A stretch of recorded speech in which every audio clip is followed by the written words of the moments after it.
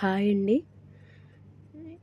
పప్పుచారు తయారు విధానం, దానికి కావాల్సిన పదార్థాలు: కందిపప్పు, జీలకర్ర, తెరవాత గింజలు, చింతపండు, పెద్ద సైజు నిమ్మకాయ అంత చింతపండు, కారము, పసుపు, ఎండుమిర్చి, కరివేపాకు,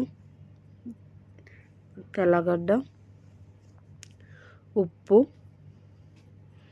ఇవన్నీ తీసి ముందుగా పక్కన పెట్టుకోండి.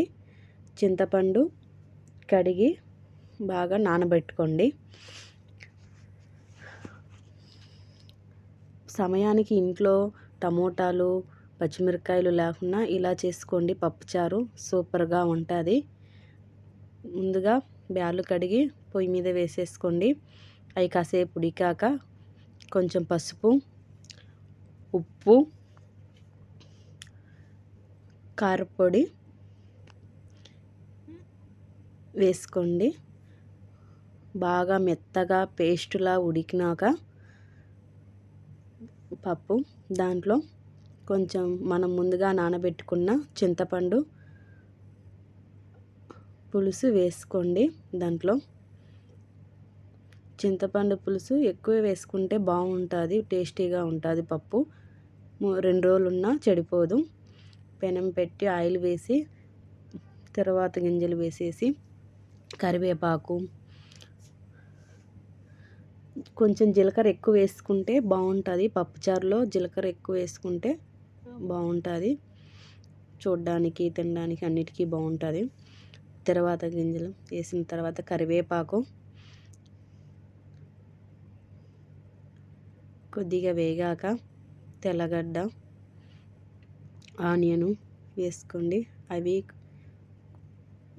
బాగా మగ్గాక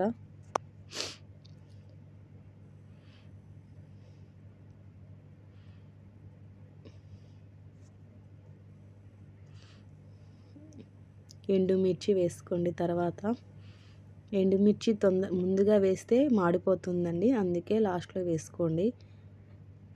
అదంతా వేగాక బాగా పప్పు ఉడకబెట్టినాం కదండి, దాంట్లో పప్పులో వేసేయండి. తర్వాత సూపర్గా ఉంటుంది ఇలా పప్పు చేసుకుంటే, పప్పుచారు. అలా తర్వాత పెట్టినాక కాసేపు ఉడకనివ్వండి. ఉడికాక లాస్ట్లో కొత్తిమీర వేసుకోండి. వేసుకొని స్టవ్ ఆఫ్ చేసేయండి. వేడి వేడి పప్పుచారు రెడీ. అన్నంలో వేసుకొని, వేడి అన్నంలో ఈ పప్పుచారు వేసుకొని తింటే సూపర్గా ఉంటుంది. మీరు ట్రై చేయండి. ప్లీజ్ లైక్ చేయండి, సబ్స్క్రైబ్ చేయండి. ఓకే.